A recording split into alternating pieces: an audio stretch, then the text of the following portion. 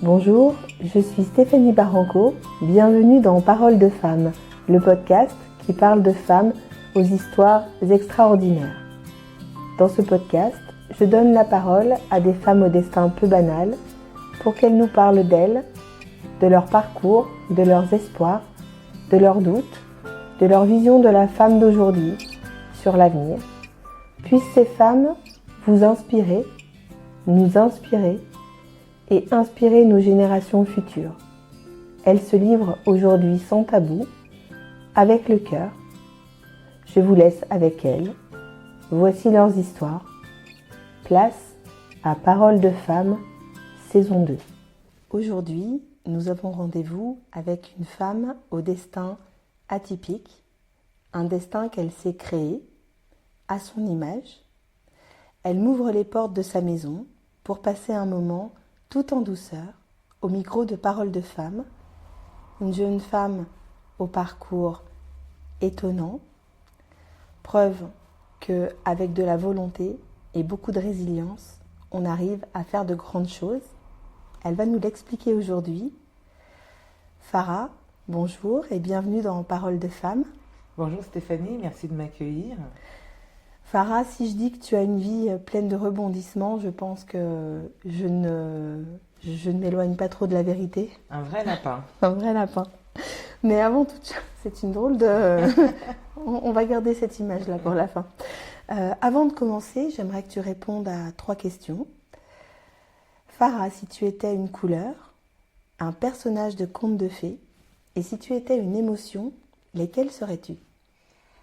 Alors, si j'étais une couleur, je serais le rouge. Ouais. J'adore le rouge. Pourquoi t'aimes le rouge ? Je ne suis jamais... rares sont les personnes qui me voient sans mon rouge à lèvres rouge. Et le rouge, c'est aussi... pour moi, cette couleur, elle symbolise la passion. La passion dans tout ce que je fais. T'es une femme de passion. Voilà, je suis une femme passionnée. Et aussi, le rouge symbolise l'amour. Oui. L'amour, parce que je dis toujours qu'on peut tout avoir, la richesse, le succès, une famille heureuse, en bonne santé. Mais tant que vous n'avez pas l'amour, vous n'avez rien. Et le rouge aussi, c'est la couleur du sang. Le sang, en fait, pour moi, c'est le symbole du sacrifice ultime. Quand on est prêt à donner son sang ou sa vie pour quelque chose, c'est que ce projet-là, en fait, il vaut bien la peine, quoi. Voilà. Tu donnerais ta vie pour quoi aujourd'hui ou pour qui ? Aujourd'hui, je donnerais ma vie pour revoir mes parents. Un instant. Ils sont partis. Ils sont plus là, ouais. C'est aussi pour eux que tu fais tout ça ? J'avais promis à mon père, il y a quelques années, qu'il était inquiet. Hein. De toute façon, il s'est toujours inquiété. Il a dit, qu'est-ce qu'elle fout encore celle-là ? Mais je lui ai dit, t'inquiète pas, je ferai des choses, je serai quelqu'un. Tu vas nous raconter, c'est une belle revanche. Aujourd'hui, on peut arriver... Non, ben, j'espère qu'un jour, je vais y arriver. Hein. Non, on est déjà pas mal. C'est les gens qui trouvent que c'est déjà pas mal, mais moi, je pense que j'ai encore des choses à faire. C'est le curseur que tu mets toi, sur ta propre... C'est ça. Bien sûr, chacun le pose là où il a envie de le poser.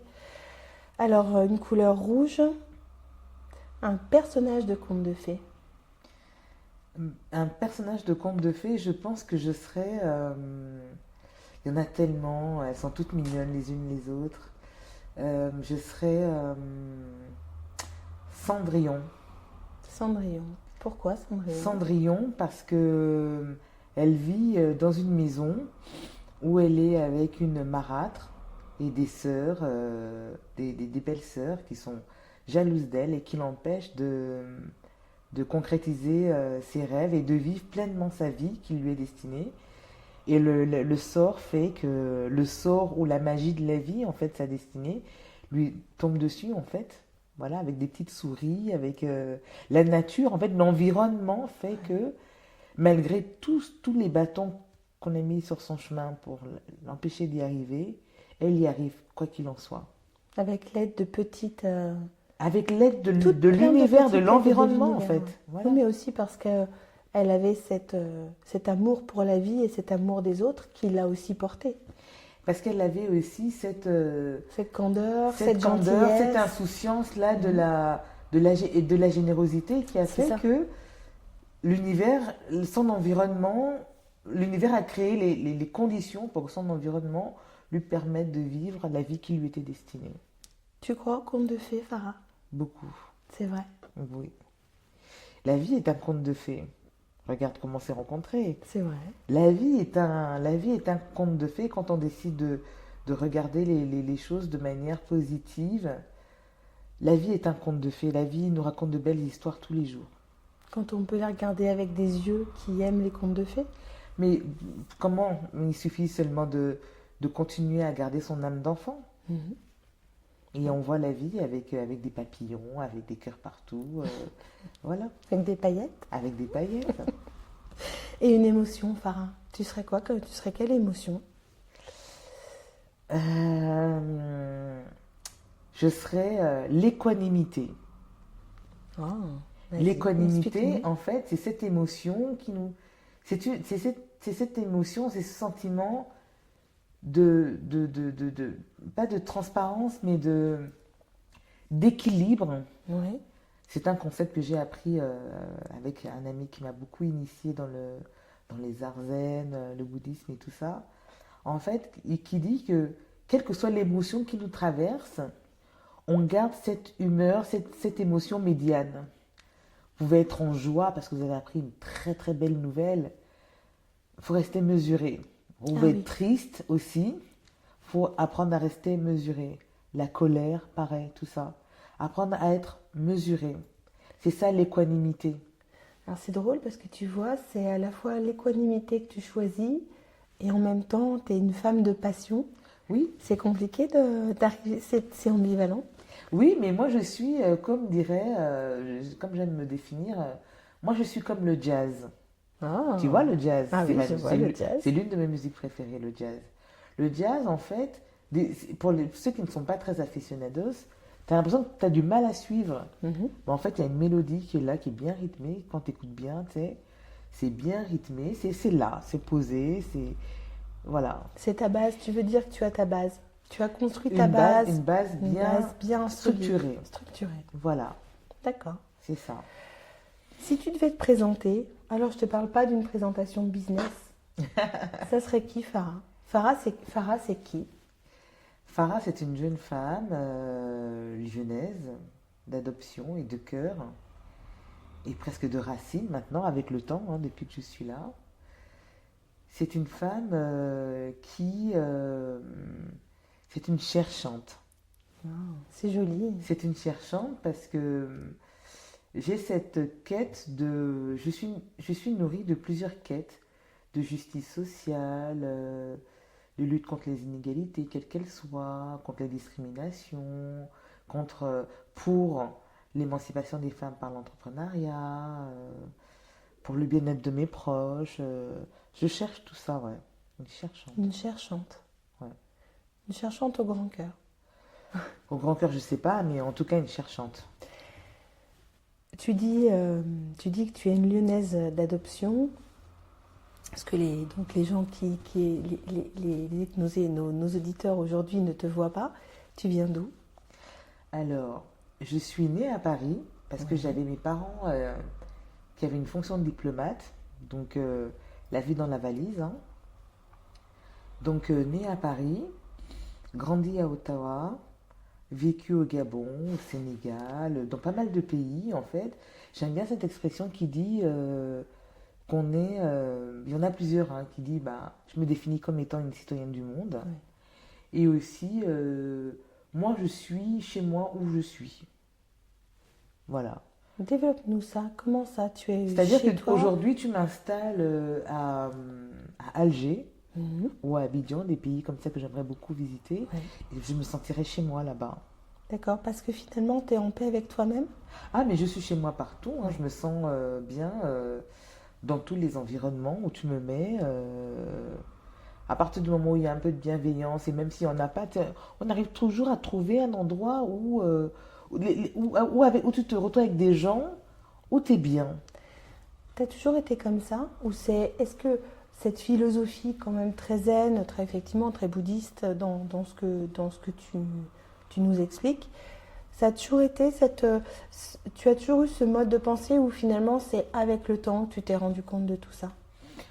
Non, je pense que j'ai évolué comme ça depuis étant petite parce que je te disais, mes parents, diplomates, donc belle situation, on va dire belle situation sociale.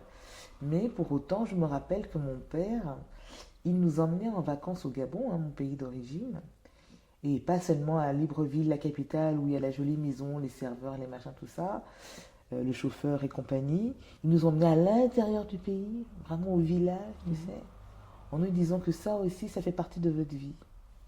Voilà, il y avait des enfants qui partaient, on partait avec les autres enfants, puiser de l'eau à la rivière, laver les marmites, je me rappelle, hein, avec de l'herbe et du sable, jouer de la poupée avec des petits. Ils arrivaient à fabriquer des poupées avec une bouteille et c'était de l'herbe qui faisait office de cheveux. D'accord. Des petites choses comme ça, tu vois. Et il nous disait, ça aussi, ça fait partie de votre vie, ce côté-là. Et je pense que c'est ce qui a fait aussi qu'aujourd'hui, en fait, quel que soit l'endroit où tu me mets, moi je serai bien. Parce que j'ai vécu les deux. On va revenir sur ton parcours. Quand tu dis que tu as vécu les deux, c'est un euphémisme. C'est-à-dire Ouais. que on parle d'une Farah petite Oui. jusqu'à adolescente, début d'étudiante, on va dire, Oui, jusqu'à mais quoi, 20? oui, j'ai vécu ça jusqu'à mes. On a vécu en diplomatie jusqu'à. On est arrivé. J'avais 11 ans. Oui, mais je veux dire, à 11 ans, tu étais encore avec ton papa, Oui, ta oui, maman, oui, et puis il y a un changement oui, à un moment oui. qui va faire finalement, qui va bousculer quand même toute ta vie, même si ces codes effectivement que ton papa t'a transmis en disant attention, il y a effectivement l'opulence et la facilité, mais la vie n'est pas que ça. C'est vrai. C'était quand même 90-10 ou on va dire 80-20. Et là d'un coup, qu'est-ce qui se passe dans ta vie? Pourquoi à un moment donné, tu vas te retrouver plutôt dans les 20 que dans les 80? Parce qu'on rentre, mon père donc décide de se mettre dans la politique, donc on rentre au Gabon dans des conditions plutôt, voilà, pas, enfin différentes, hein, de confort de vie, tout ça. Donc on vit au Gabon pendant un certain temps. Et il faut savoir qu'au Gabon, à l'époque, hein, après aujourd'hui, est-ce que ça a Oui, changé? à l'époque. J'ai envie de te dire que je ne pense pas. Je ne Mais bon, pense pas. ouais. Mais à l'époque, en tout cas, pour exister en tant qu'individu, surtout en tant que femme, au Gabon, enfin à Libreville, je préciserai même encore dans le secteur dans lequel j'ai évolué, parce qu'il ne faut D'accord. pas généraliser, bien sortir les parapluies, hein. Oui. Il fallait être soit la fille d'eux, soit la femme d'eux, soit la maîtresse d'eux. D'accord. C'est-à-dire que moi-même en tant qu'individu, en tant que Farah, Tu n'existais pas. je ne pouvais pas dire que je vais faire quelque chose. Je faisais des choses, hein. J'ai été une femme engagée depuis, je pense, j'avais quoi, 13, 14 ans, comme ça. Parce que on était jamais, j'avais 16 ans, j'étais déjà engagée. D'accord. Mais on disait toujours, c'est la fille de Mathias. C'est la fille de Mathias. Et quand je faisais autre chose, on disait, non, c'est la compagne de René. À chaque fois, c'était par rapport à quelqu'un, en fait. Oui, c'est quand même une négation de ta propre individualité. Oui, forcément. Après, c'est la culture, C'est la certainement, qui culture. fait ça, qui fait que c'est les codes sociaux, voilà. C'est ça. Voilà, codes Ouais. culturels, voilà.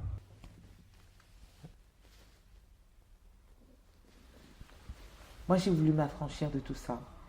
J'ai voulu. Je me suis dit à un moment donné, en fait, que j'étais capable de faire des choses sans pour autant être raccrochée à quelqu'un, sachant que j'étais en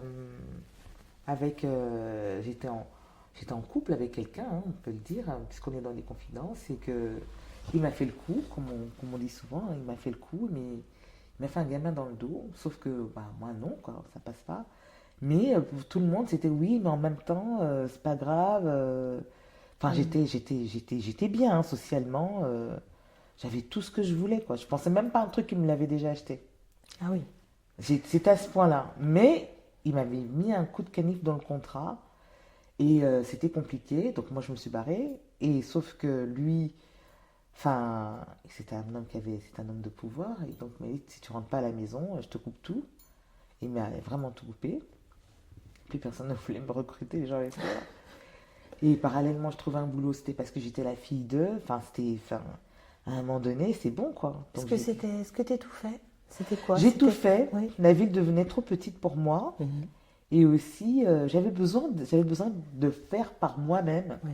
sans pour autant, sans pourtant être d'abord validée parce que je suis la fille d'eux ou la compagne d'eux. Tu avais besoin qu'on reconnaisse aussi ton mérite en tant que toi, Mais oui. ou tes échecs. Ou mes C'est-à-dire échecs, que tes voilà, échecs, peu tu avais importe. besoin aussi de te confronter à la vraie vie. Exactement, c'est ça. Exactement, c'est ça. Jusqu'au dernier moment, j'ai accepté, je me rappelle encore très bien, j'ai quitté les gros 4x4, les machins, tout ça, parce que je m'en foutais, de toute façon. Je suis pas, c'est pas ce qui me définit. Et je suis allée travailler chez une petite dame qui avait sa petite boutique. Je me dis, bon, elle vient d'arriver à Libreville, elle connaît rien, je vais aller vendre des chocolats, je vais aller faire les... Puis les gens me voyaient en train de passer le balai, laver les vitres et tout. Mais comment tu peux faire ça quand même? Je dis, mais moi je travaille, j'ai besoin de bosser, quoi. Enfin, à un moment donné, il faut manger. Et les gens ne trouvaient pas ça normal. Et puis ça n'a pas loupé, la pauvre dame, sa boutique a été fermée, quoi. Ouais.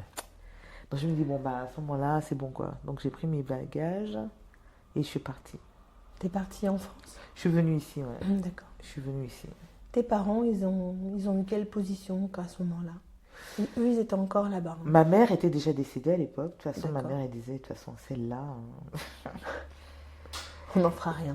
Non, pas que... Non. Qu'est-ce qu'elle va encore nous sortir, D'accord. celle-là? Et mon père aussi, c'était ça. Il dit, mais qu'est-ce qu'elle va encore nous faire? Qu'est-ce qu'elle nous fabrique encore, celle-là? Qu'est-ce qu'elle nous fait Et les gens disaient, non, mais ta fille, elle a fait ça, elle a fait ça. Elle dit, mais qu'est-ce qu'elle a encore foutu? Mais quand je suis partie, mon père, lui, bien sûr, il était inquiet, comme tout parent. Hein, en Mais plus, il te soutenait. Est-ce qu'il comprenait? Est-ce que tu as la sensation que ton papa, il a compris pourquoi tu es partie? au début, il était inquiet, mais après, c'est normal. Moi, je suis sa fille, je dirais pas chouchou, faut pas dire ça, mes soeurs, elles le prendraient mal. Mais je suis sa fille, comme tout parent. Tu vois ton Mais enfant après, tu peux partir. être inquiet, mais soutenir. Après, tu peux être aussi inquiet et ne pas soutenir. Non, mais Tu j'avais vois, c'est raconté ça. des cracks aussi à mon père. J'avais dit, je vais pour des études. Il m'a dit, D'accord. tu me prends pour un idiot en plein mois de janvier. Quelle rentrée c'est faux? Moi, la rentrée c'est en septembre. Quelle fac? J'avais rencontré un crack comme ça. Il m'a dit, et là pareil, il me dit, bon, d'accord, ok, tu dis que tu vas à Paris, donc tu vas bien à côté de l'ambassade, chez tonton Untel qui travaille à l'UNESCO. Et j'ai dit, non, je vais chez ma copine qui vit à Lyon. Et il me dit, non, non, non, non, non, tu vas à Paris, dans le 16e ou dans le 8e, à côté de machin. J'ai dit non. J'ai dit, je vais me débrouiller, je vais, non. Voilà. Ça représentait quoi? Tu avais besoin de te confronter à quoi? À toi?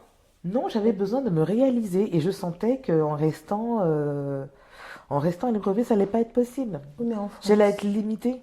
quand tu es arrivé en France, tu as quand même refusé encore la facilité. Mais oui, mais parce Mais que... pourquoi? Parce qu'on ne peut pas se réaliser dans la facilité. Non, mais j'avais besoin de me réaliser par moi-même. Je n'allais pas partir d'une situation où j'avais des portes ouvertes parce que j'étais la fille d'eux ou la femme d'eux, pour revenir encore ici, aller habiter chez un oncle ou chez une tante parce que je suis la fille d'eux et parce qu'on m'ouvre chez tonton. Non, je ne quitte pas, c'est déshabiller Paul pour habiller Jacques. C'est le même, voilà, c'est déplacer le problème. Moi, je voulais vivre par moi-même, payer mon loyer, Ok. travailler, payer un loyer, payer mes factures, Ouais.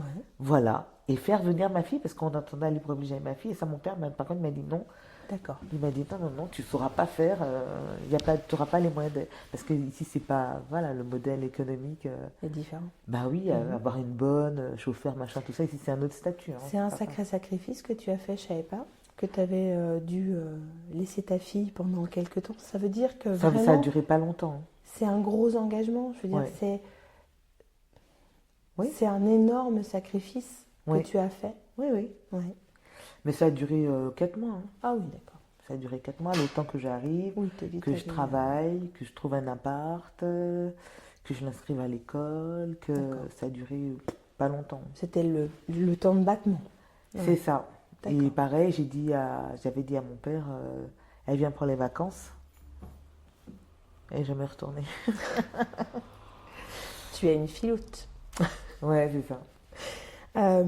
Ta vie, c'est un roman. Je pense qu'on pourrait faire un court-métrage de ta vie, peut-être un long-métrage un jour.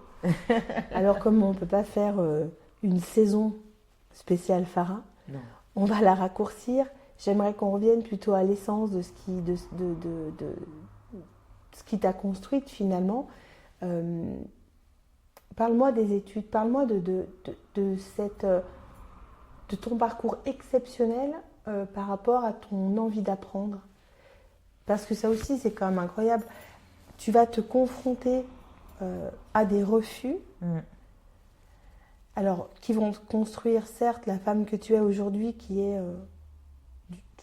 a une force de vie terrible, mais j'aimerais que tu nous en parles un petit peu de ça.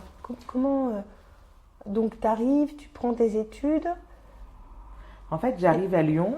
Il faut savoir que le dernier poste que j'occupais à Libreville, c'était animatrice télé. J'animais une émission le mercredi qui s'appelait Espace Jeune. Et puis j'étais animatrice radio aussi. Okay. Je faisais la matinale, 6h du matin, un peu comme la Léa Salamé. C'était une riche expérience. Et j'arrive à Lyon, je me dis, je vais faire pareil, quoi. Sauf que ici, non, t'as beau être la fille de... Enfin, peu importe, ça marche pas comme ça. Et puis on te connaît pas, on connaît pas ton... Enfin, le réseau, il est vite limite, tu connais personne. Et donc, les gens avec qui j'étais, enfin, mon environnement proche de l'époque me disaient... c'était en 2003, ils m'ont dit, non, t'as pas fait Sciences Po, t'as pas fait l'ENA, t'as pas fait d'école de journalisme, t'es black, t'es grosse, tu connais personne, t'as pas de réseau, zap, ça marchera pas. On m'a dit, oublie, ça va être compliqué pour toi. C'est dur, hein. C'est dur. En fait, non, mais en fait, quand j'arrive, moi j'entends ça, pour moi, c'est pas que c'est dur. Pour moi, je me dis, s'il le dit, c'est que c'est la réalité. D'accord. Donc pour moi, c'est pas dur. Et aujourd'hui, avec le recul, je me dis, mais c'est vrai que c'était violent quand même. C'était violent. J'aurais pu dire, je vais quand même tenter une école de journalisme, je vais quand même tenter... oui. De faire un BTS, de quelque chose et tout, mais j'ai dit, ok, si c'est comme ça, ok, pas de souci, j'ai renoncé, sans chercher à creuser, sans rien. Et donc, on a 20 ans, qu'est-ce qu'il faut faire de sa vie surtout que moi j'attends, il faut que je fasse venir ma fille, j'ai dit à papa, t'inquiète, je vais bosser, je vais faire des études, t'inquiète pas, je veux pas traîner. Et je prends le paru vendu, c'était le 69 à l'époque en papier, où toutes les annonces d'emploi, c'était aide-soignante, infirmière. Je disais, mais jamais de ma vie je ferais ça, quoi. Jamais. Donc, à l'époque, c'était l'ANPE, les ACDIC, voilà, les aides pour le transport. Tu rentres dans une vie voilà, de galère, quand même. C'est ça. Mais oui, parce que pas d'appart, pas de... J'arrive chez une copine, et ma copine, elle paye pas le loyer, donc elle a les huissiers aux fesses, elle se barre. Donc, je me suis retrouvée à Lyon. Chez un pote à elle, j'ai dit, écoutez, monsieur, je resterai pas longtemps, voilà. Et après, je travaille dans un bar, et puis la dame, sans me connaître ni rien, elle a juste écouté mon parcours, elle a dit, mais vous venez à la maison. Et elle s'est portée garant pour mon appart que j'ai trouvé après. C'est d'ailleurs, Sonia, si tu nous entends, je t'embrasse très fort, parce que j'ai plus de nouvelles, malheureusement. D'accord. On s'est perdu de vue. Et de fil en aiguille, donc, je ne sais pas comment j'atterris. J'ai une copine avec qui je traînais à la Pardieu. Elle me dit, attends, je dois aller déposer des livres. J'ai ma mère qui est juste à côté, là. Donc, elle va déposer des livres à sa mère en EHPAD. C'est là où je découvre le grand âge. D'accord. Et je décide de devenir directrice d'EHPAD à ce moment-là. En fait, voilà, tu vois, c'est ça qui est assez incroyable avec toi. C'est que tu arrives à 20 ans, tu sais pas. Et donc... Je tombe sur ça. Tu tombes sur ça et ça y est. Donc, tu trouves ta vocation, sauf que là, c'est le début... d'une longue aventure. D'une très longue aventure. Très longue, qui a duré près de 20 ans. Je pense douloureuse aussi, non? Oui, parce qu'il y a eu des épisodes quand même assez... j'ai commencé comme dame de ménage, parce que je ne connaissais pas du tout ce secteur-là. Pour connaître un petit peu qui fait quoi, les formations pour être directrice, voilà, c'était pas évident. Donc j'ai fait dame de ménage, après j'ai fait aide-soignante, j'ai fait infirmière. Tout ça en passant des diplômes. Hein. Il Ah faut oui, pas, oui. voilà, je veux dire, Oui, mais ah non, mais les diplômes, avant les diplômes, les concours. et les concours, oui. Ah oui, parce il faut aller un concours pour entrer en Ouais. école d'aide-soignante, il faut un concours pour entrer en école d'infirmière, Ouais. il faut un concours pour entrer en école de cadre de santé, il faut un concours pour entrer à l'EHESP, enfin l'antenne de la RAFDES ici, et à chaque fois c'est sanctionné par des diplômes, ainsi de suite, des stages, des... Enfin, je dis ça comme ça, mais ça... Ça a Ouais. duré. Bah oui, parce qu'il faut Oui. 4 ans d'expérience en tant qu'infirmière pour passer le concours de cadre de santé, il faut Ouais, 3 ans de formation, c'est 17 ans ça m'a pris. 17 ans de ta vie. 17 ans de ma vie, ouais. Et là, donc, bien sûr, on pourrait se dire, bon, bah, Farah, tu es donc directrice J'ai été d'EHPAD. directrice pendant un an dans un établissement formateur, j'ai envie de dire, parce que voilà, il y avait des problèmes de normes de mise en conformité qui étaient quand même assez conséquents.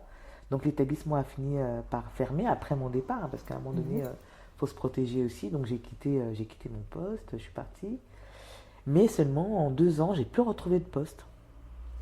Diplômée de la tête aux pieds. Tu as, en tout, combien, on pourrait compter, combien tu as d'années et d'études? C'est énorme. Je sais, Tu enfin, dois être bac plus 8 ou 9. en fait, j'ai même pas envie de compter parce que ça me déprimerait de voir que j'ai passé autant de temps. C'est une blessure, Non, c'est pas une blessure, mais une faille. non, c'est pas une Non. faille, c'est une leçon. C'est une leçon pour montrer que j'avais un projet de départ. J'ai été déterminée, Oui. j'ai tout fait pour y arriver et j'y suis arrivée. Oui. C'est ça la leçon. Que je trouve pas de poste aujourd'hui, c'est un détail, j'ai envie de dire. L'essentiel à retenir, c'est quoi? C'est que je suis partie d'un point zéro, Et même moins 50. moins 50, Ouais. et je suis arrivée à obtenir ce que j'ai voulu. Et tout ce que j'ai appris aujourd'hui m'ont permis de concrétiser le projet dans lequel je suis aujourd'hui. Donc Ah. c'est que des leçons. C'est que des leçons. C'est que des leçons, c'est des leçons qui t'ont fait donc évoluer. Oui, tout à fait, ouais. Tu me parles de ton projet actuel, on en dit quelques mots parce que les femmes ont une place privilégiée dans ta vie. Ouais. C'est ce qui nous réunit. Les mettre en avant. T'as aussi, il y a quelque chose qui te porte, c'est l'envie de réunir les gens. Je crois que ça, c'est très fort chez toi aussi. C'est-à-dire, tu te mets rarement en avant. C'est plutôt, en fait, ce besoin de fédérer et de réunir et d'aider. Et tu as mis en place un système d'entraide. Tu penses que ça vient aussi de ton parcours? On t'a aidé, tu aides en retour? C'est aussi ça que tu as appris? Mais en fait, c'est exactement ça, en fait. Hein. Parce que, je viens de te dire à l'instant, j'arrive à Lyon, j'arrive chez mon amie, elle part, je me retrouve à la rue, faut dire, et une dame qui sort de nulle part, qui ne me connaissait ni d'Adam ni d'Ève, m'héberge. Et moi, en plus, j'étais hébergée chez elle, donc je faisais le ménage, gardais. Elle m'a dit non, t'as pas besoin de faire tout ça. T'as pas besoin. Combien de fois je suis tombée sur des gens qui m'ont tendu la main et qui m'ont dit viens. Viens, on va t'aider. Et homme comme femme, hein, voilà. Qui m'ont dit, viens, je vais être ton mentor. Viens, je vais t'aider. Viens, je vais te... Ta vie est une succession de rencontres. C'est ça. C'est vrai, hein. C'est ça. Tu as vraiment un parcours très atypique et en même temps qui est vraiment fait de petites rencontres ou de grandes rencontres qui sont venues te nourrir émotionnellement. Et je pense que c'est aussi ça qui t'a élevé l'âme, finalement. Élever l'âme, je ne sais pas si j'ai une grande âme, mais en tous les cas, c'est ce qui permet de savoir que justement, tu sais, on disait tout à l'heure que la vie est un conte de fées. Ouais. Tu es là, tu es en train de te poser 1001 questions et tu sors et tu fais des rencontres et puis là, tu tombes sur quelqu'un qui te dit « Ah, mais laisse tomber, attends, ça je m'en occupe, attends, je connais quelqu'un, tout ça. » C'est le conseil que tu donnerais aux jeunes femmes actuellement ou aux femmes qui se sentent un peu à l'étroit dans leur basket, c'est de sortir, de sortir, voir, bien sûr, de sortir déjà de chez elle. Ouais. J'ai une marraine qui dit souvent celui qui sort s'en sort. D'accord. Que j'embrasse d'ailleurs. Mais aussi, il faut sortir de sa zone de confort. C'est dur, ça. Ouais, c'est très Sortir dur. de chez soi, déjà, quand on n'a pas nécessairement un objectif particulier, mais C'est vrai. ça veut dire que le bonheur ne vient pas toujours frapper à sa porte, hein. Ça c'est dans les contes de fées, comme on dirait. Ouais. Il faut sortir de chez soi pour rencontrer d'autres personnes et sortir aussi de sa zone de confort. De se dire, mais si ce que je fais ne marche pas, c'est parce que j'ai peut-être l'habitude de faire la même chose, peut-être que je fasse autre chose. Voilà. J'en viens, tu vois, la transition, je vais la faire comme ça. Euh, Tu dis il faut sortir de sa zone de confort, il faut sortir de chez soi. Euh, pour moi, peut-être parce que c'est aussi mon vécu hein, en tant que femme, c'est aussi s'accepter tel que l'on est par rapport au regard des autres. J'en viens, tu dis souvent que tu es une femme noire avec des formes et que ça a été aussi bah, je ne sais pas si on peut dire un obstacle, tu vas en parler mieux que moi, mais en tout cas, c'est quelque chose que tu évoques. Donc ça veut dire qu'à un moment, ça a eu une importance dans ta vie. Oui, ça c'est vrai. Ça c'est vrai parce que quand j'ai voulu quand j'ai voulu reprendre dans les médias, c'est ce qu'on m'a sorti au début, hein, mon entourage. T'es grosse, t'es black, t'es machin, t'as ça, t'as ça. Voilà, c'est pas évident. Et puis aussi dans certains parcours hein, professionnels et même personnels aussi, je répondais pas aux critères de sélection parce que voilà. Taille 42, voilà, 95 H, on se dit non quoi. On aime bien la femme filiforme, machin, ça passe mieux à l'écran, ça passe mieux auprès de la belle famille, ça passe mieux auprès des potes et tout ça. Voilà, je répondais pas souvent, pas généralisé, je mesure en disant souvent, Oui. je répondais pas toujours aux critères de choix, on va dire. Comment tu t'en sors de ça? C'est quoi le mode opérationnel d'une Farah pour se sortir pour s'accepter? Est-ce que on en souffre? T'en as souffert? T'en as pas souffert? Finalement, ça glissait sur toi. J'ai rencontré des femmes qui me disaient non, mais en fait, moi j'étais bien avec moi-même, donc je m'en fichais. Toi, c'était quoi ton positionnement? Ça peut être très douloureux. Le jugement, l'apparence physique, et puis c'est au-delà de ça, c'est quand même ta couleur de peau, c'est tes origines, c'est tes racines, c'est tes parents. Enfin, ça évoque plein de choses, tu vois, au-delà du fait d'être grosse ou pas grosse. Le fait quand même, je trouve que c'est encore plus violent finalement la couleur de peau. Après, faut pas se poser en victime en fait. C'est que les gens, ils n'ont pas compris en fait. C'est vrai que dans certains cas, ça fait mal. Moi, j'ai vécu des situations où on me dit oui, non, mais tu vas pas le faire, on t'inscrit pas. Parce que c'est bien pour toi. J'ai dit, mais non, mais moi, c'est là où je vais m'inscrire. On me dit non, non, non, cette école, là, cette formation, non, non, non, c'est pas bien pour vous. J'ai dit si, c'est bien pour moi, je sais ce que je veux. Et quand je me suis retournée, j'ai vu qu'autour de moi, il y avait des personnes euh, typées, on va dire, et on a compris qu'en fait, on n'était pas prise parce qu'on représentait quelque chose de différent. Mais j'ai envie de dire, ce qu'il faut retenir, c'est qu'aujourd'hui, je les ai eus, les diplômes. Voilà, premièrement. Et deuxièmement, c'est vrai qu'en fait, ça fait mal. Mais après, ça apprend aussi quelque chose c'est que c'est pas à cet endroit-là, avec ces gens-là, qu'on devait être. Tu crois à l'univers, au destin, tu crois à Bien quoi? sûr, bien sûr, bien sûr que j'y crois. J'en serais pas là. En fait, ça veut tout simplement dire que, enfin, selon moi, hein, ça veut dire que c'est pas là et avec ces gens-là que je devais être. Et puis, quand on est droit dans ses bottes, on dit que avant d'aimer les autres, il faut déjà s'aimer soi-même suffisamment pour pouvoir accepter l'amour que nous donnent les autres, Oui, l'affection que nous donnent les autres. Eh bien, si l'amour, c'est une question de partage. Quand je parle d'amour, c'est pas forcément l'amour amoureux avec un homme ou une femme, hein, peu importe. Mais c'est le partage, c'est dans les deux sens.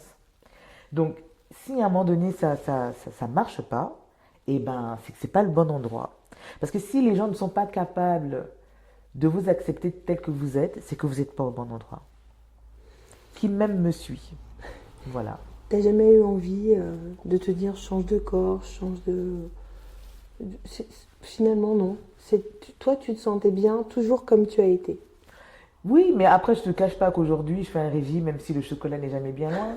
Mais Mais c'est pour toi, c'est pas pour trouver un emploi. Non, non, non, non, non, non, non, non, non, ce n'est pas Ouais, la pour ça. C'est pour différence, des elle questions de est... santé. La différence, Ah elle bah, est là. encore plus, Perdre oui, voilà. parce que mon médecin traitant m'a dit quand même, pour le cœur, tout ça, il faut quand même perdre un petit peu.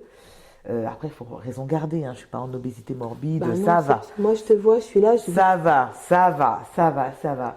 Mais juste pour des raisons de santé, voilà, refaire un peu de sport. Et puis il y a l'âge qui vient aussi, il faut s'entretenir, tout ça. Mais de dire que voilà, je vais tout faire pour devenir filiforme et tout, ce n'est pas un projet dans lequel je m'investirais parce qu'il y a un combat entre le chocolat et la salle de sport que le chocolat risque fortement de remporter. Mais à un moment donné, en fait, et puis il y a l'âge et la maturité, certainement. Je ne dis pas que je suis mature, mais à un moment donné, on se dit, mais.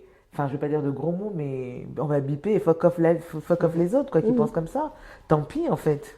tant pis, tu vis pour toi. Et puis, quand on apprend suffisamment à s'aimer, eh ben, on apprend suffisamment aussi à aimer vivre seul.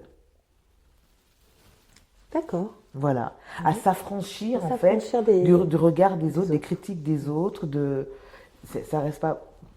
N'en demande pas moins que je continue à écouter ce que disent les autres, parce que faut pas non plus être buté. Non, parce Voilà. que ça te fait évoluer aussi, Il y a quand des- il y c'est a dans des la gens, voilà, bienveillance. quand c'est constructif, Voilà. voilà. Mais sinon, on fiche. T'en parles avec ta fille de ça. Tu vois, de la vie, de ton parcours, du regard des autres, du corps, de l'amour, de la passion. C'est des thèmes que tu abordes avec ta fille. Mais ma fille, je suis sa première fan. Le sourire, là, je voudrais que vous voyiez le sourire sur ses lèvres. Même ma fille. c'est ma fille, c'est ma fille. Ma fille, elle a vécu tout ça avec moi. Ouais. Elle était à côté de moi, elle était témoin de tout ça. Donc, qu'est-ce que tu veux raconter de plus à un enfant qui a vécu ça avec toi? Elle s'est construite avec ça. Donc elle s'est construite à la fois avec la dureté de ce que tu as pu vivre et ta force. Du coup, ça doit donner un mélange. Parce que si je dis pas de bêtises, aujourd'hui, elle est entrepreneur, ta fille. Mais Naomi, je suis fan d'elle, mais t'as même pas idée. C'est-à-dire que la nana, elle m'a vu comment on a bataillé là. C'est-à-dire qu'à un moment donné, on s'est posées toutes les deux. Je lui ai dit, écoute, on est toutes les deux. Son école disait, tu seras cariste, parce que moi j'étais soignante. Et moi, je ne savais pas ce que c'était que cariste. J'ai dit, mais ma fille, elle va pas faire les carreaux quand même. Et la dame, elle se moquait, elle dit, vous voyez, donc vous comprenez pas. C'était la CPE. Elle dit, oui, votre fille, elle n'est pas destinée à faire des grandes études, vous-même, vous êtes aide-soignante. Donc, ouais, si dans la famille, c'est pas quelque chose, voilà. Donc, et je disais, mais là, j'ai dit, mais qu'est-ce qu'elle raconte? Elle savait pas que moi, j'avais un projet de carrière que j'avais déjà défini. Et j'ai dit, Naomi, reste tranquille, parce que voilà. Et Naomi, donc, elle a fait ses études jusqu'à aller à l'IAE. Et elle était petite, elle me disait, non mais, j'ai dit, alors Naomi, tu as vu la dame, ce qu'elle dit, il faut lui montrer qu'elle a tort. Qu'est-ce que tu veux faire plus tard? Elle me dit, moi je veux vendre des habits. J'ai dit, ok, je t'achèterai une machine à coudre pour que tu fasses un petit peu, je joue avec, mais il faut que tu fasses un doctorat, il faut que tu fasses des masters. Elle dit, non, moi je veux vendre des habits. Et ben, elle a eu son brevet déjà, alors que la CPE disait, elle ira au lycée pro, elle ira faire cariste. Elle a eu son brevet, elle a eu son bac, elle est allée à la fac, elle a à l'IAE, elle a eu sa licence. Elle est venue me voir, elle m'a dit, bon, bah écoute, j'ai fait pour te faire plaisir, maintenant, je vais aux États-Unis, je vais vivre ma vie là-bas. Qu'est-ce que tu veux dire? Moi, j'ai fait pareil. Ouais, bah oui. Elle est partie, elle a monté sa boîte de maillots de bain, de balnéaire. On mettra le lien Oui. de son site dans le descriptif du podcast. Elle a créé son truc. Elle a dit, je t'avais dit que je voulais vendre des habits. C'est trop beau. Elle a acheté sa machine à coudre. Elle a regardé des tutos. Elle a pris des mannequins, comme elle a dans la côte ouest, elle vit à Los Angeles, donc les Mexicaines, qui sont ses mannequins et tout ça. Et elle fait son petit truc. T'es fière d'elle? Mais je suis fan. Fan et fière? Fan et fière, franchement, parce que... Et quand elle me dit, je t'ai vu faire, hein. C'est beau quand même. Hein. Ouais, c'est beau. J'en parle avec beaucoup d'émotion Ouais. même. J'en parle avec beaucoup d'émotion parce que elle m'a vu faire, elle m'a vu me battre, elle m'a vu pleurer, elle m'a vu Rire. elle m'a vu rire, elle m'a vu tapisser les murs de ma chambre avec des fiches de révision. Ouais. Elle disait, ouais, mais c'est quand t'es partiel, là, il y en a de partout et tout. Elle dit bien. C'est que ce qu'il faut bien qu'on comprenne quand même, c'est que tu travaillais, Ouais. tu élevais ta fille, C'est ça. mais en plus, tu apprenais pour l'examen suivant, qui était toujours plus difficile. C'est C'est-à-dire ça. que quand tu étais femme de ménage, tu apprenais pour être aide-soignante. C'est ça. Quand tu travaillais en tant qu'aide-soignante avec un emploi du temps, c'était pas à l'époque les alternances, hein. Oui. Tu travaillais 100%, tu préparais infirmière, C'est ça. et une fois infirmière, tu préparais cadre de santé. Enfin, finalement, jamais tu t'es reposé sur tes lauriers. Tu étais Jamais. tout le temps en études, Jamais. mais en travail aussi. Et en gardant la petite, Et voilà. en gardant la petite parce que tu étais seule. Son J'étais papa seule. n'était pas là. Non, il donc, vivait aux voilà. États-Unis déjà Ouais. à l'époque, ouais. Je reviens sur tes parents. Tu dirais quoi? Ils diraient quoi aujourd'hui? Ils Euh, diraient quoi? il Ta dirait, maman, ton papa, ils te diraient quoi? on savait. On savait, celle-là, on savait. On savait. Il dirait, on savait. Mon père, il dirait, ça ne m'étonne même pas d'elle. Ma mère aussi, pareil, elle dirait, ça ne m'étonne même pas d'elle, ça ne m'étonne pas. T'as pioché cette force de caractère d'eux, tu crois? Ma mère était très résignée. Elle disait prier, prier, prier, prier. Elle était très douce, très douce, Très pieuse. très pieuse, très, oh là là, un ange. Et mon père, lui, c'était, alors là, le gaillard. D'accord. Ah ouais, le gaillard qui gueulait et tout, des fois un peu violent même avec nous, parce que nous c'était, nous disait, votre seule fonction dans la vie, c'est manger, dormir et faire des études. Voilà. D'accord. Ah ouais, moi j'ai Ah été, ouais. ah ouais, moi, c'était dur, hein. Moi Ah c'était oui, l'armée. c'était Hein. pas une éducation facile. Ah non, non, non, il disait, votre seule fonction dans la vie, c'est manger, dormir et faire des études. Et il nous disait aussi, il disait, étudier, travailler, parce que sinon vous allez devoir dépendre d'un homme pour vivre. Donc il était quand même finalement ton papa.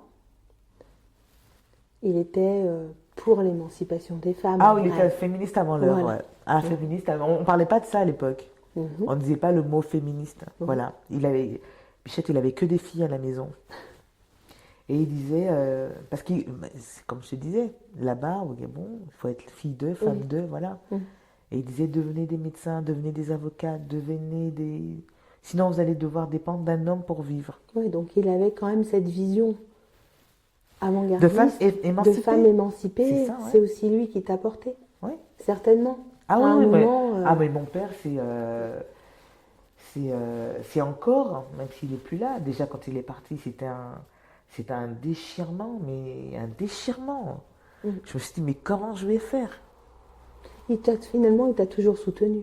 Ta maman aussi, Toujours. mais ta Oui, maman est parti plus tôt. très tôt, donc Ouais. effectivement, elle n'a pas vu ce parcours de fou que tu as. Non. Et jamais t'as regretté. D'être parti? Ouais. Ah non, jamais, non. Non, Jamais. non, jamais. Jamais. Ce que je regrette, par contre, aujourd'hui, c'est de ne pas y aller plus souvent. Ça fait 20 ans que je suis pas allée Tu au Gabon. l'expliques? Non, non, pas 20 ans, ça fait 10 ans. Non, ça fait 20 ans que je suis partie du Gabon, enfin plus, bientôt 25 ans. Ouais. Et en tout ce temps, je suis allée peut-être 2, 3 fois. Pourquoi? C'est douloureux? Non, bah déjà, c'est douloureux parce que la dernière fois quand je suis partie, je suis allée me recueillir sur la tombe de mon père. C'était dur, c'était très très très très dur. Mais c'était aussi quelque part réconfortant parce que je me rappelle que ma tante Suzanne nous avait dit, à mes sœurs et moi, elle nous a dit cette phrase, elle a dit, votre père laisse des femmes, mais c'est pas parce qu'on est des femmes qu'on ne peut pas faire des choses. La terre avec laquelle on venait d'enterrer mon père était encore fraîche. Je me souviens de ça comme c'était hier. Elle dit, votre père est parti, mais vous êtes des femmes. Et elle dit, c'est pas parce que vous êtes des femmes qu'on ne peut pas faire des choses. Vous êtes des grandes femmes, vous avez fait des études. Faut continuer, voilà, faut continuer ce que votre père a fait. Faut continuer, il faut que votre père soit fier de vous, tout ça. Donc voilà. Tu dirais qu'aujourd'hui, donc j'en viens aujourd'hui, avant de repartir dans le plus intime, donc aujourd'hui tu as créé un club, Oui, hein, on peut appeler ça un club. Pour moi en tout cas, de la manière dont je le vois, c'est un club d'entraide oui, entre femmes. oui, c'est ça.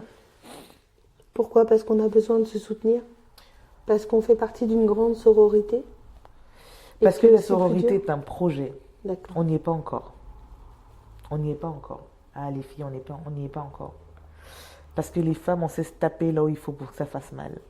Ouais. Tout le monde n'est pas comme ça, hein, je dirais. Non, non. Mais par contre, on se connaît suffisamment pour s'entraider, se pousser haut, en fait.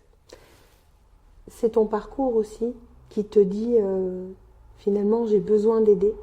Est-ce que c'est finalement un besoin? On t'a aidé et tu as plus qu'envie, je veux dire, c'est comme si tu incarnais finalement cette entraide, tu vois. Tu aurais pu ne pas le faire, J'aurais pu. par exemple, et faire autre chose. Tu aurais pu ne pas forcément monter ce club-là.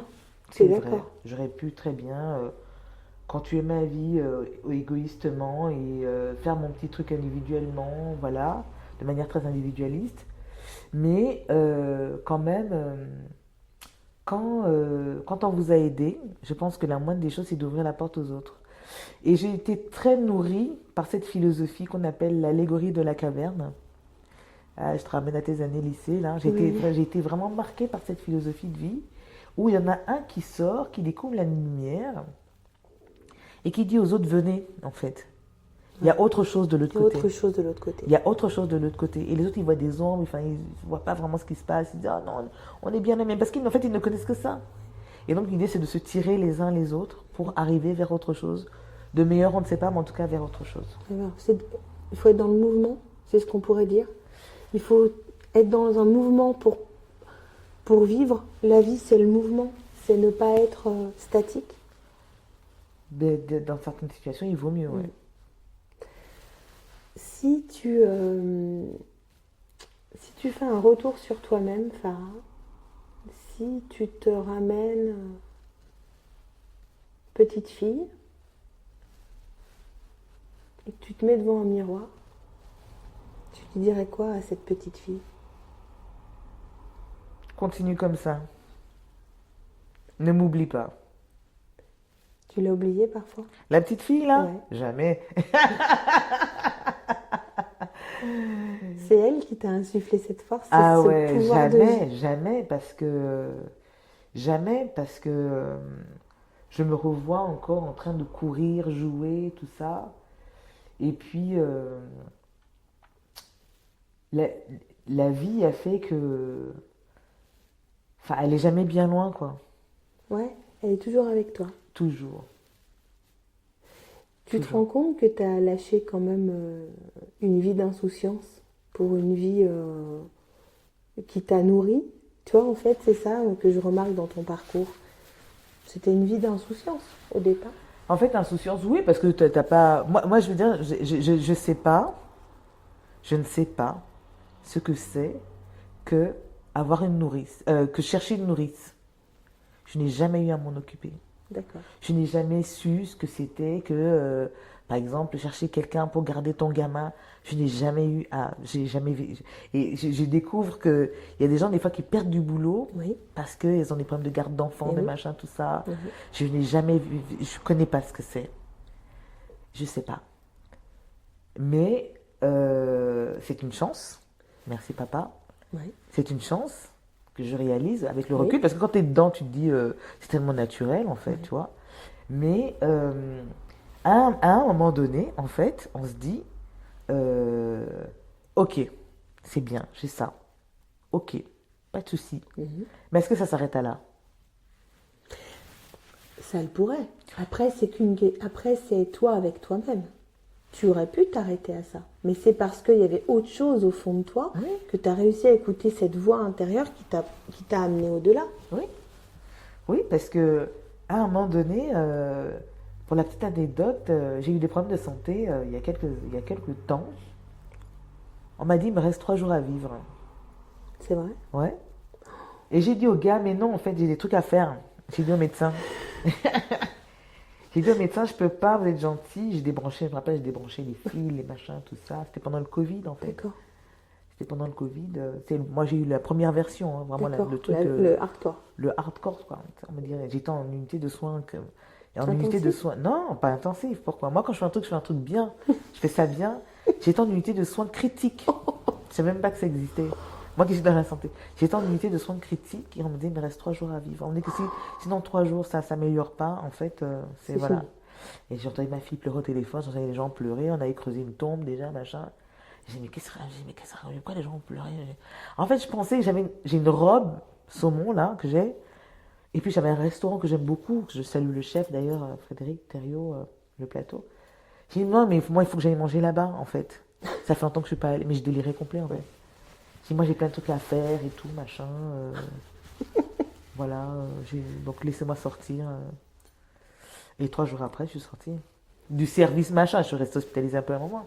Mais en fait, pourquoi? Parce que j'ai toujours dans ma tête que non, j'ai plein de trucs à faire. La petite fille qui, non, je dois aller jouer, je dois aller voir ma copine, je dois aller, voilà. Est-ce qu'on peut te qualifier d'éternel optimiste? Ah, Ça, oui. ah oui, Ouais. ah oui. Ah Ouais, ouais. je crois que c'est vraiment le mot.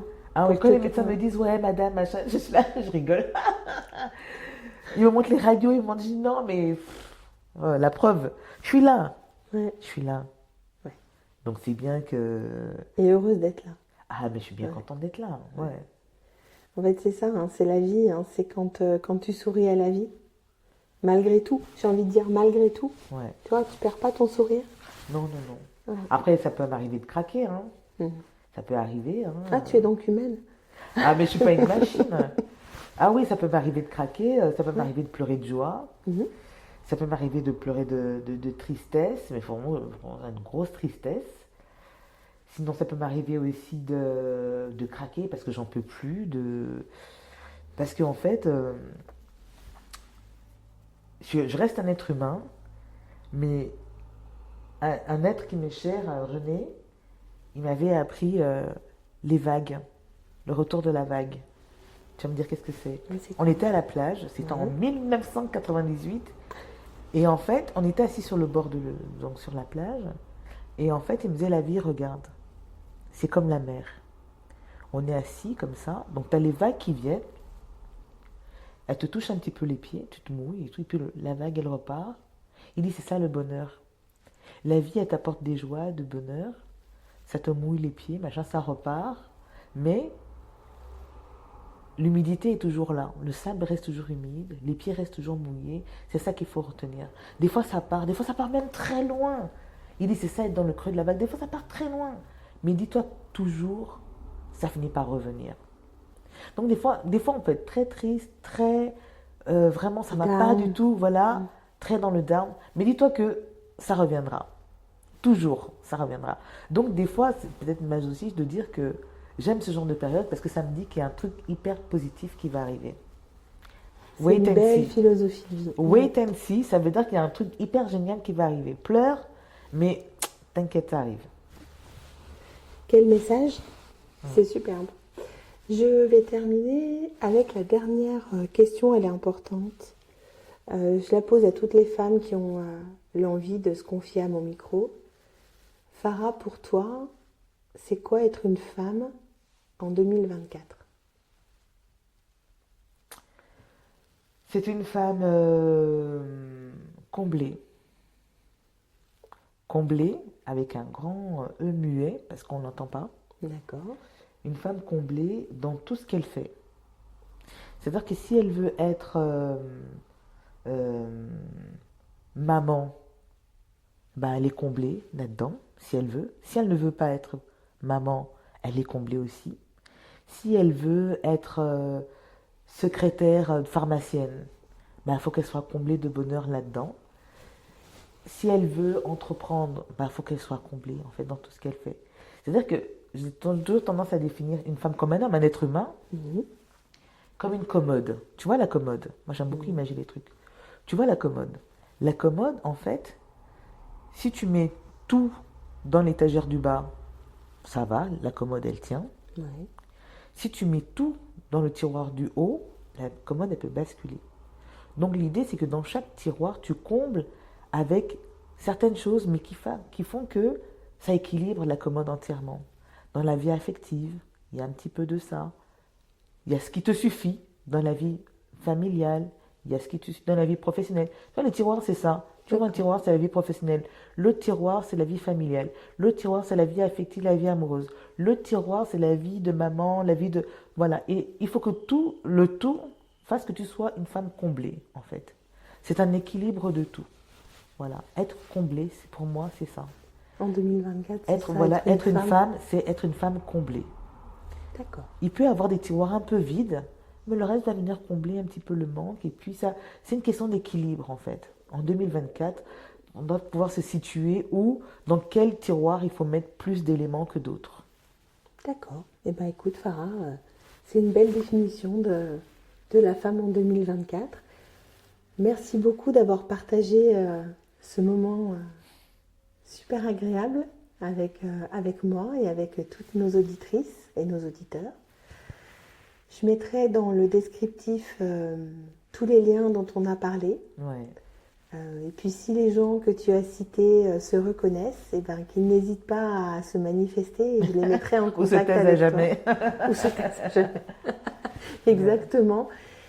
Je te souhaite toute la réussite que tu mérites avec ta nouvelle entreprise qui va être donc un... Tu nous en dis 2 mots avant de conclure? Itinéraire Bis, Oui, Itinéraire Média Bis. Online, c'est un magazine digital avec un réseau d'affaires et une salle d'événementiel professionnel. On pourra travailler dessus toutes les deux. Avec plaisir, j'espère. Ouais, moi aussi. Itinéraire Bis, ça prend tout son sens, on est d'accord? Ouais. Je pense que tous ceux qui nous ont écoutés aujourd'hui, c'est pour ça que je voulais que tu termines là-dessus, parce que c'est un sacré itinéraire Bis, toi. Ouais. C'est vraiment, si quelqu'un qui l'incarne, c'est bien toi. À un moment donné, il faut s'arrêter aussi. Et puis maintenant, tu vas pouvoir poser tes valises. Ouais, chez Itinéraire Bis. Ça y est. T'es arrivé à... Voilà. Tu vois, la boucle se boucle. Et aujourd'hui, tu vas pouvoir aussi te réaliser là où tu dois être. Ce qu'on t'a refusé il y a 25 ans. C'est ça. Aujourd'hui, tu vas le créer toi de tes propres mains. C'est une belle conclusion. C'est ça. Il est créé. Après, la vie fait le reste. Mais en tout cas, tu as réussi à créer de tes mains. C'est fait, ça y est. Voilà. Donc, longue vie à Itinéraire Bis. Je mettrai tous les liens dans la description. Et puis, je te dis à très bientôt. Et merci pour ce beau moment et ces belles leçons de vie. Voilà, pleines d'optimisme et de courage. C'est moi qui te remercie d'être venu jusqu'à moi quand même. Merci et beaucoup. Puis, on se dit à très bientôt, Farah. À très bientôt. Au revoir. Au revoir.